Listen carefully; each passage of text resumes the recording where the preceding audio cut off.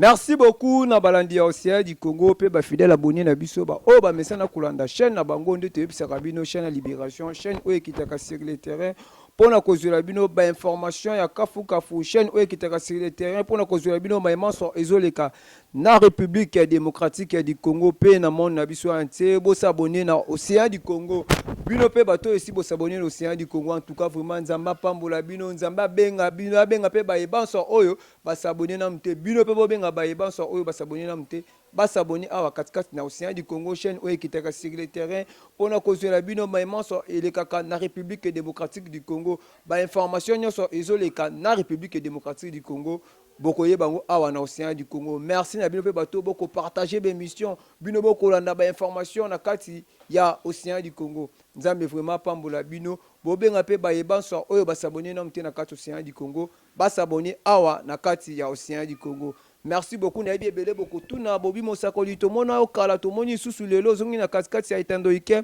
soki bomoni mosakoli ya leki lisusu seke boyeba ke yen ça ne va pas problème moko ezali maman océan aza vraiment sérieusement malade boyebi azali mama oyo yazalaka ata nzoto eningani mukie me atelemaka mpona koforce mpona koloba mpona mboka na ye atelemaka mpona koforce mpona koloba mpona mayemanso ezoleka na République démocratique du Congo kasi lelo bomoni ye absence ya mama océan na plateau na biso na océan du Congo santé vraiment eza penda malamu te santé ebouge mama océan ebandaki ebongo mokolo ya lobi alors yo pe moto oza na besoin ya kobenga mama océan oza na numéro na ye benga mama océan pona ko encourager pona ko benga ye pona ko souhaiter ata bonne guérison et ko sala ta bien yo pe muto ko sepela pe otinda ata moi 10 fois moi 20 fois pas maman océan pour qu'il y ait un médicament atele malisusu pour apesa sabino mai ozo le na République démocratique du Congo pour absence abatu lokola ba maman océan na TV en tout cas eza vraiment mobulu trou pour benga maman océan na numéro na ye aza vraiment sérieusement malade yango bomoni mosakoli azongi lelo na TV pona kopesa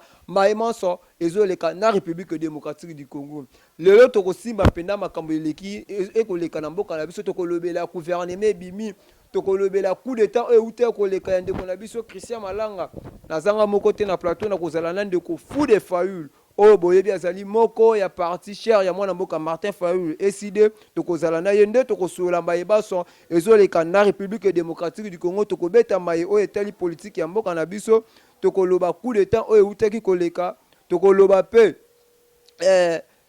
le gouvernement na biso ebimi tomoni mwana mboka papa na biso Jean-Pierre Bemba o na gouvernement elekaka azalaka bongo ministre de défense lelo tomoni bazongisi ye batie bongo ministre transport baimboka est-ce que mboka esimbami ka Afrika ngama na batu wana est-ce que bato mayele bazali te est-ce que bato bakoki kosala esika wana bazali te tomonaki papa na biso Jean-Pierre Bemba bapesa ki ye na place où etali défense tomoni changement te bande ko na biso na est ba kokufa bande ko na biso par-ci par-là ba kokufa mais tomoni bazongisi esusu na kati ya ministère ya transport est-ce que kosala musala malonga botala mboka lolenge ezotambwama botala mboka ndenge ezokende ba vrai congolais ba vrai patriote boza wapi tangu boko beta makambo ya République démocratique Congo kara tomoni na bamboka nyonso bakolo mboka batelemeli mpona mboka na bango tomoni na bamboka nyonso bakolo mboka batelemi bakobunda mpona mboka na bango mais biso na Congo tokobeta makambo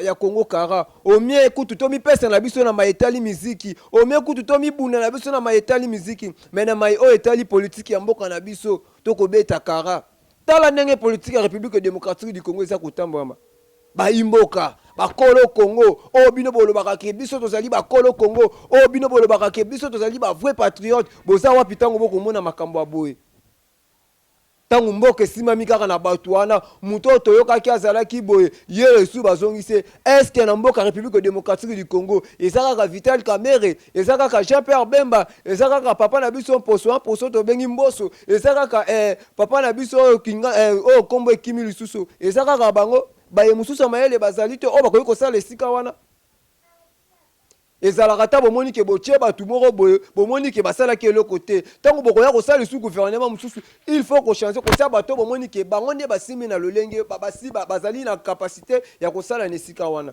mais bino bozwi batu oyo basalaki eloko te oyo peuple alelaki na mikolo elekaki oyo peuple asufaki na mikolo elekaki boye lisusu bozwi bozongisi bango bopesi bango lisusu bapote est-ce que wana bolingi peuple est-ce que wana boza na souci ya peuple tala peuple congolais nde azosouffrir kolia ekomi pasi lotilike ezali te mai pasi nyonso ekomi pasi kokanga bajeune garçon epai tala lelo bamama na nzela bakomi koloba nini etindaki ngai nabota mwana mobali tala lelo bamama bakomi kopréfere balobi malamu kutu nabota na ngai mwana mwasi ke nabota mwana mobali mpo na nini kozala mwana mobali na kati ya république démocratique du Congo précisément na capitale ya Kinshasa ezali ngambo lobi na kotambola na nzela mpo ere moko boye totambolaka mpo toza mpe bato tobima tozwa ta mopepe mais omoni lolenge bakokanga bana mibali lokola na ntango bolobaka ke tonyokamaki koleka na ntango ya banoko bazwi basinga bilamba oyo ya banilon bakangikangi bana mibali na maboko ata kutu yango boloba nanu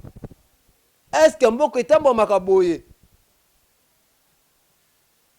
awa touta ya koyoka wa coup d'état elingaki kosalama eko krista alinga kosala coup d'état lisolo ya coup d'état tio ekoye ebungi kaka boye coup d'état yango toyebi te eske ezalaki vrai coup d'état eske ezalaki coup d'état moko boye ezalaki kaka gouvernement amisepelisa nde kaka munoko to gouvernement aluka kaka aétouffe peuple mpo toyebaki na mokolo aleki peuple kongo nyonso bayokaki balobaki tokomarche mpo toboyi changement ya buku likonzi ya mboka na biso mais tomoni image bala moko ebimeli biso na ntango tolamuki baboyi manifestation nyonso ekoki kosalama lisusu te pourquoi kosalama na mais kule te lingo basala na république démocratique du Congo tomoni paster moïse apesi ndule naye na stade de martyre atondisi etukuka bato pourquoi bapekete babiki paster yo kobeta tomoni coup de te ninga kosalama mais bomoni botelemeli bayimboka oyo balingaki babima babunda mpona mboka na bango bopekisi bango babima babunda te alors peuple congolais bino batu bolimaka mboka bino batu boza na souci ya mboka ntango tokomona boye ezosalanga mpasi totamanzeloka moto mosusu makambo ya kongo kuna etala ntango yo kolobake makambo ya kongo etalaka yebisango oza na biso etala yo ntango yo koboya makambo ya kongo olobi ke makambo ya kongo etala yo te po kongo moto ezosala yo oyoka bilenge ya makambo oyo nyonso ozoyoka oyo kongo moto ezosala yo omilobake ngai naza kitoko olwa ngai nazali warrior ngai nazali moto aboye eza kongo wana lelo soki tosengi kongo yango bilenge oyo olobaka wana okoyoka yango lisusu te pourkui kolobake makambo ya kongo ngai nalingaka yango te congolais natunaka question natya molimo bakongolais wapi babwaka makanisi ya bakongolais wapi ntango bakozala safutisme me makambo ya kongo bakoyoka yango te kongolais matisele elipa lelo akoloba eloko te kongolais otiele transport oyo ezalaki 1000 lobi ekomi 3e bango bakongo olobake 300 200 kongolais azwaka ta makasi ya komarche te oyo mboka lolenge nini oyo bapeuple ya lolenge nini nano bata lokola papa na biso boketi wa yango oyo bapeuple ya ndenge nini peuple moko alobaka te peuple moko basilisa ye makasi peuple moko balongola ye mayele na motu na bino awa toza na kati na bino bandeko na biso badiaspora kuna ndenge moko tala mboka ndenge ezokende bato oyo toyebi bautaki koeshue me bozwi gouvernement esalami bozongisi bango lisusu eske papa na biso Jean-Pierre Bemba aza na capacité ya kosala na ministère ya transport eske akokoka tomituna na nano baquestion ya kokoka kosala ministre ya transport peuple congolais ntango okoyoka makambo oyo na bamboka mosusu a bamoni makambo okomona bapeuple na bango babimi batelemi mpo na mboka na bango me biso bacongolais tobundaka te tolobaka te tovanda kaka nie distraction na biso masanga miziki bamakambo ezanga ntina lolenge na lolenge o peuple ya lolenge nini oyo peuple ya lolenge nini ntango tokomona bamakambo boye oke na ngambo ya este bitumba oke na ngambo ya este bamama bakokufa oye awa na kwa mutu a place obetaka mwa tu na papa na biso Adolphe mosi tokendaka na bamama océan bato bakokufa mais peuple alobaka eloko te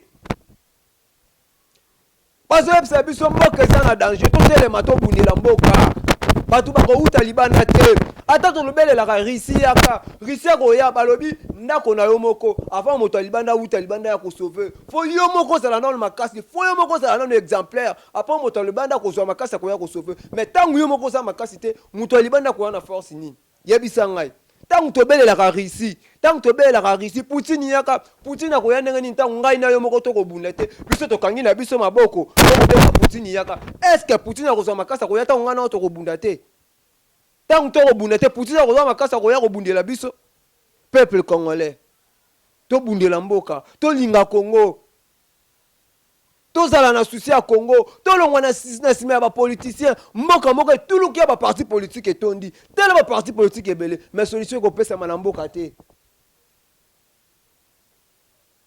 na bamboka mosusu omoni bazopesa bajeune valeur na bamboka mosusu omoni bajeune bazozwa bifo metala biso bakosaka biso kaka avenir ya lobi eza bino jeune bino ba jeunesse yebisanga avenir ya lobi eza biso soki na age oyo toza nango tozomona deja mwinda te avenir na biso lobi eza na ndenge nini ntango tokomona politike ya lelo ekomi kaka ye moto azalaki bozongisi ye papa na biso akoli deja ye mpe kaka azosala papa na biso oyo Jean Pierre Bemba akoli deja ye mpe kaka moto azosala papa na biso batch akoli deja so yebisa biso mukolo nini obiso ba jeune tant boyebisaka biso obike jeunesse boza venir à lobby avenir na biso ya lobby tokosala mukolo nini peuple congolais yo muto olingaka Congo nayebi nazolukela bino ndeko fu de fayulu po tosolane makambo malheureusement connexion mpe eza pasi yo muto olingaka makambo oyo okoloba nini mpo na mboka na yo nazole bino ndeko fu de fayulu mbote ndeko fu de fayulu.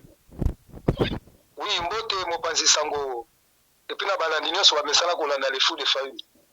Merci mwana mboka fu de fayulu ba nyonso bazolanda o dans le monde entier o se présenter ba ebaye ba kombo na onani po za na ngambo anani po mosala nyinyo oyo salaka. Oui, je suis le fou de Fayoulou, le coordonnateur de la résistance Inachango, et je suis l'un des leaders de la force du président Martin Fayoulou. Merci beaucoup mwana mboka fu de Fayulu tobi mwa mikolo ebele uti koleka biso na bino tozwi te akokutana te mais tokozonga nanu nsima po toya kosimba makambo ebimeli biso lelo na butu toyoki gouvernement ebimi tobeta nano lisolo ya coup d'état oyo euta koleka na mikolo euti koleka etaki oyo moko ya bapatriote moko ya bapeuple congolais boyambaki yango boni.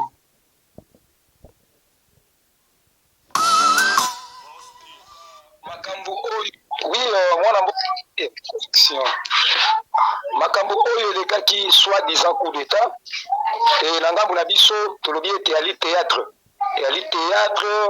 pourquoi ali théâtre ndeko na ngai epi balandi nyonso bakolanda ngai ali coup d'état monté contre Vital Kamerhe balingaki baboma Kamerhe lokola esimbi te il faut bamema yango balamba yango epi balokola coup d'état dans quel pays bino bomona coup d'état ekende kosalema na bureau présidentiel na bureau présidentiel est-ce que na kati ya bureau présidentiel Fachi alalaka na bureau présidentiel est-ce que na kati ya bureau présidentiel dimanche mokonzi ya mboka koki kokende kosala mosala na kati ya bureau présidentiel non esengeli bacongolais bacomprendre wana yali théâtre yali cacophonie yali théâtre balingi bacréer des actualités mais lokola peuple connexion bapeuple congolais bo comprendre connexion ezali mabe connexion ekombouye biso connexion ezali vraiment mabe bapeuple congolais boyebi ntango tokosala mosala alo mwana mboka panza na yo.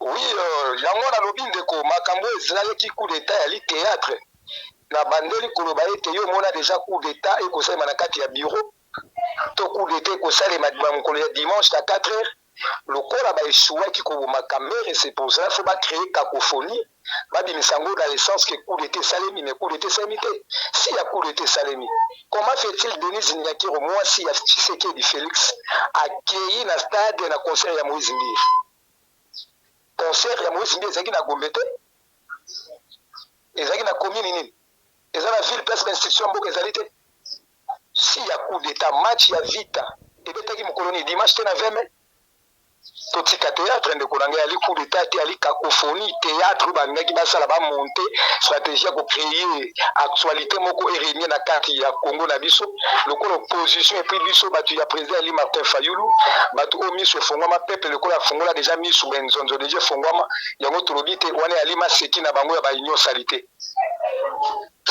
Merci mwana mboka baimboka balandi na ba euti koloba mais eza na rime moko kotambwama balobi bongo mwana mboka Martin Fayoulou madidi ye pazalaki moko pembeni ya ndeko Christian po bamoni ba photo kotambwama ye bakangaki pembeni ya ndeko Christian balobi ye pazali moko ta mususu ope lobi tokoyoka ke bakoyi kokanga ye po bamonaki ba photo ezotambwama ye bakangaki na ndeko Christian moi maloba par rapport à likambo na nyo koyebisa baimboka ndeko ndeko Kabuya mwana mboka journaliste ya Mayele ndeko na ngai Fayulu c'est un homme politique.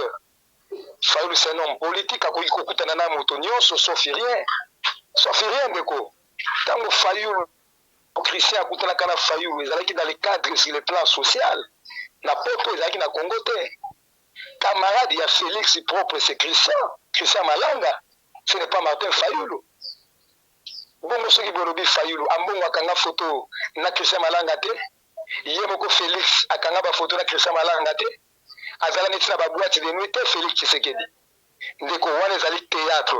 O ali na besoin ya koya kokanga Martin Fayulu azali ndako ne batiaka yango kadena te, batiaka yango mpe babashani te.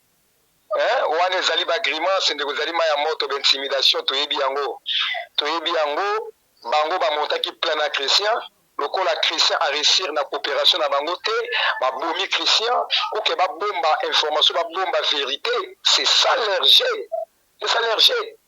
Il faut pas qu'on s'inquiète ne loko wana ndeko na ngai mopanzi sango puis balandi nyonso bakolanda nga ba congolais moto moko inquiété na yango te mayele na bango et puis buzoba na bango lelo oyo comme ils ont échoué dans leur mandat de 5 ans, ils ont échoué pendant 6 mois. Pays est passé dans un moment moko difficile, sans gouvernement, sans ministre. Félix a pillé l'argent de la trésor publique par des voyages inutiles, ainsi de suite.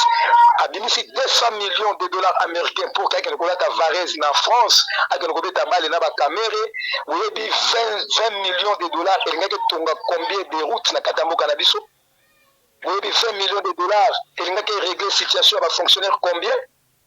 Mais les 20 millions de dollars et qui y a un tapage inutile, un tourisme inutile. Donc ces gens ici, ces régimes, ils ont blagué la gestion et puis la monsolo ya mboka na biso. Ils ont tué ces pays, ils ont pillé, ils ont saccagé, ils ont vendu, ils ont vandalisé le pays, ils ont vendu le pays chez Kagame, chez Museveni, Ndaïchimi et ainsi de suite. Il ne faut pas s'inquiéter à ça, Ndeko. Fayulu, c'est un homme intègre, c'est un homme rationnel. À bientôt là, vous allez voir les actions sur terrain. Les gens souffrent ici. Les gens souffrent. Maintenant qu'on a vu son AS, ils vont perdre ma famille. Ils vont liater, ils vont aller dans la maille, tout le monde met la forage ici au capital. Hein? Donc, ils vont se faire un tapage et puis ils vont se faire un Martin Fayulu.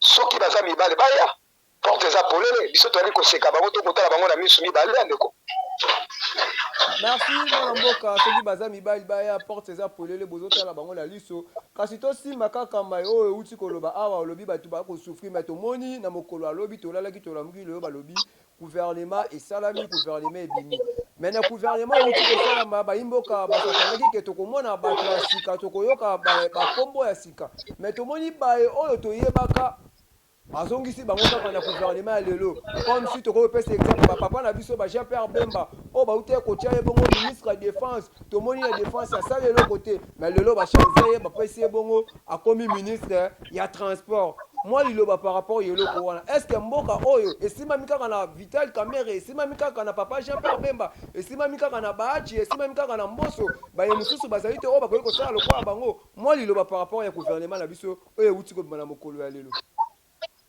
Merci mwana mboka bayiba kongomani bakolanda nga malamu na makutu na bango ndeko na ngai mopanzi sango epi bakongole banso oyebi na kobanda neloko oyo bakulutu bayebisa biso mbisi abandaka kopola na motu tango na motu mbisi ya poli bongo baloko bali na se mitsopo ekobika te ndeko ekopola yango elingi koloba pe elingi komanyola boye tokendaki baélection chaotique moyibi lokuta ba mauvaise nomination euti na nzela élection ya moyibi na élection chaotique élection omoko eleki na simulacre électoral oyo le président eli abengaki yango na terme wana banome ndeko Tshilombo epa Denis Kadima avec 73% des voix, nommé député à l'Union sacrée, dans ma poste partout, ils ont nommé Kamerhe comme président un voleur, quelqu'un qui a dirigé la ministère de l'économie,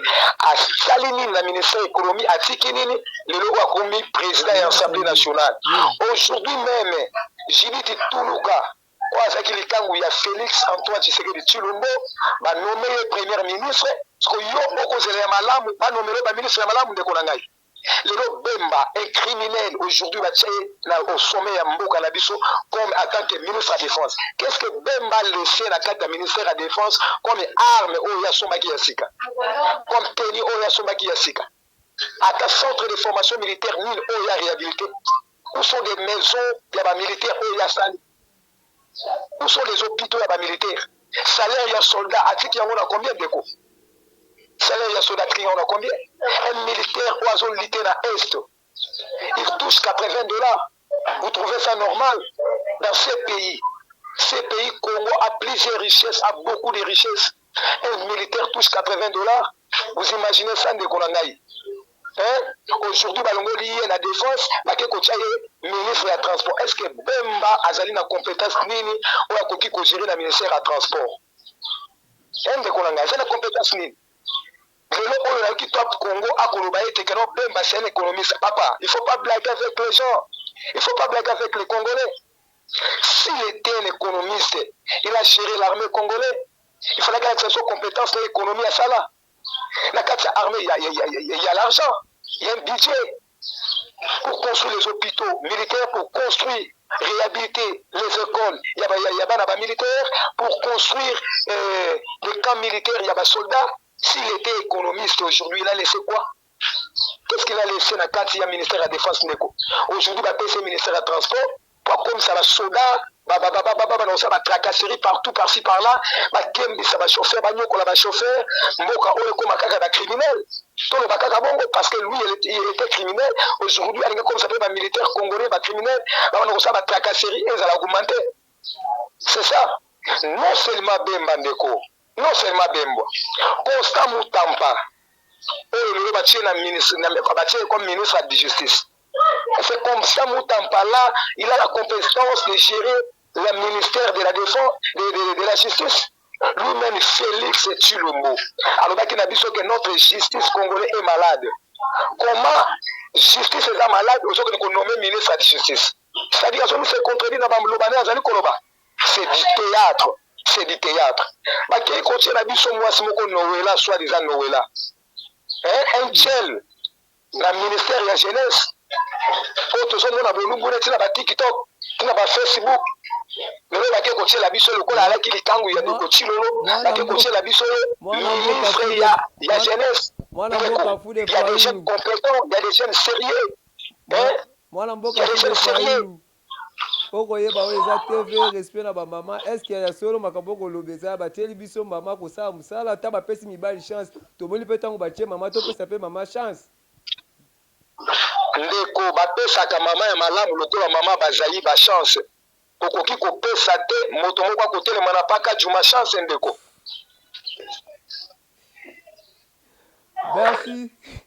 Merci beaucoup mwana mboka Fayulu baimboka bakolanda oyo koloba toza en direct na mwana mboka Fayulu boko yoka ba question ezanga bongo ba réponse ezaye mwana mboka tokozwa vraiment temps mula ite po toyebi tokozala na yo na mokolo lobi po okopasola okoloba.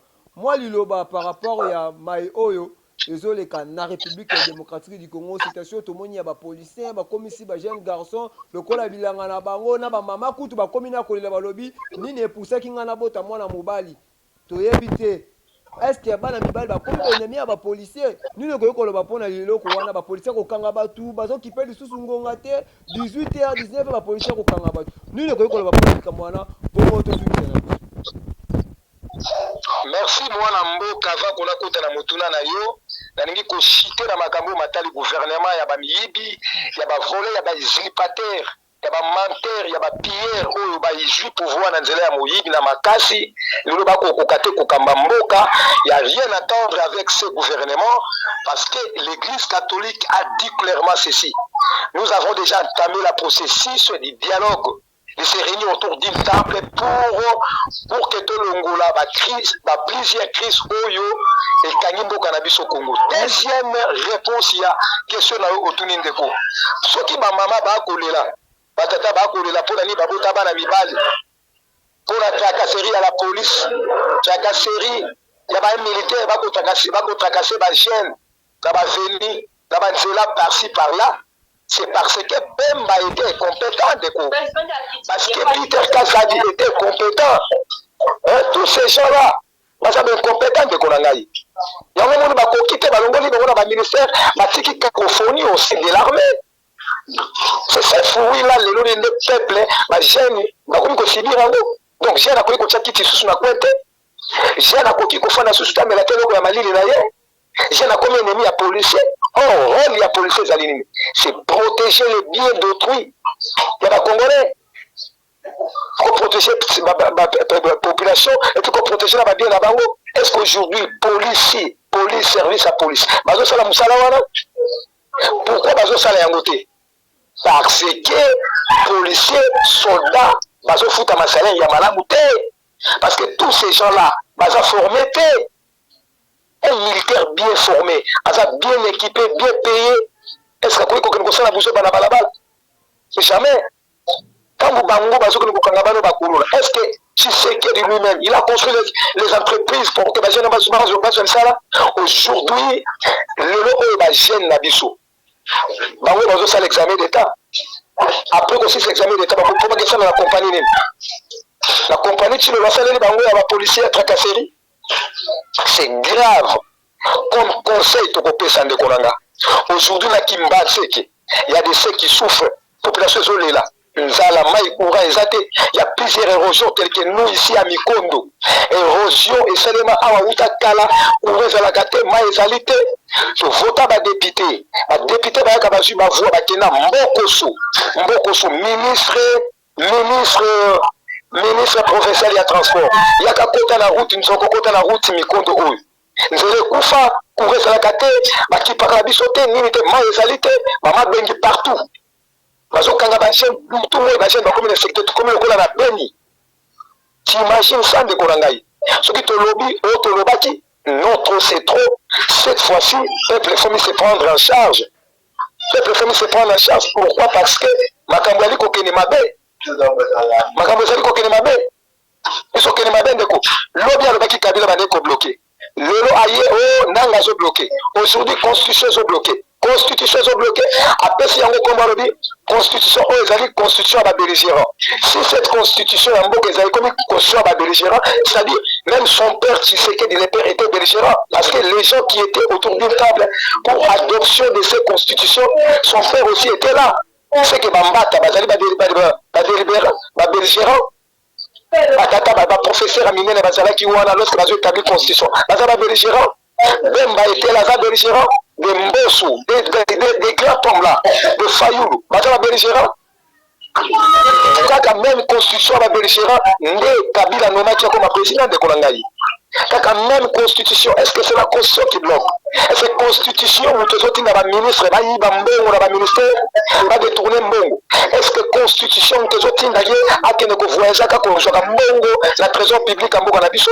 Mbongo zo bima, c'est ko bima na lo koso, na ko mbongo lo kolanguba. Trop, c'est trop. Il y a un les soldats du peuple Martin Fayoulou.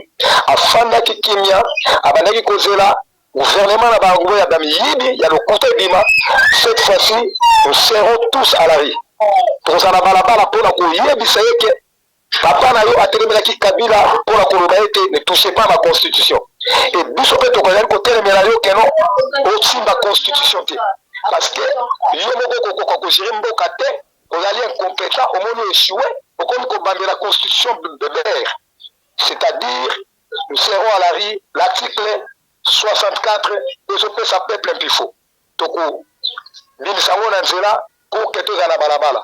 Et nous sommes abangate, ma maman ya diaspora, ma maman ya est, ba kuferi mibali, ba kuferi bana, bino ba papa ba violé basi na bino na est, ba victime.